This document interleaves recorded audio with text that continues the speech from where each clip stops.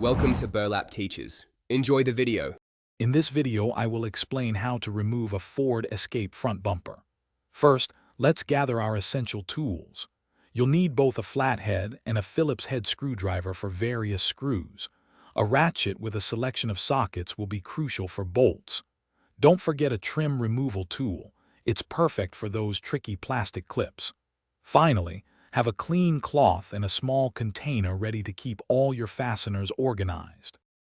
Now, let's begin by disconnecting some key components. Start by gently removing the front grille. It's usually held in place by several clips.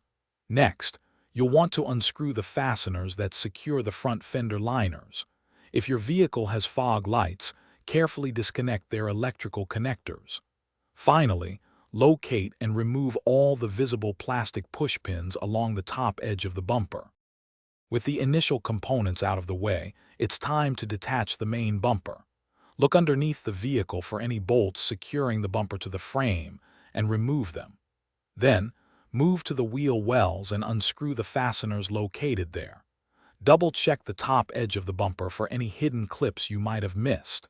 It's important to ensure every screw and clip is completely removed before proceeding. You're almost there. With all fasteners removed, gently pull the bumper away from the vehicle. It's highly recommended to have a helper at this stage to support the bumper's weight, preventing any accidental drops or damage. Before completely separating it, quickly inspect for any remaining wires or hoses that might still be connected.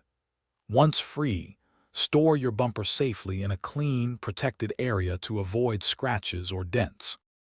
Thanks for watching. Consider subscribing if this video helped you.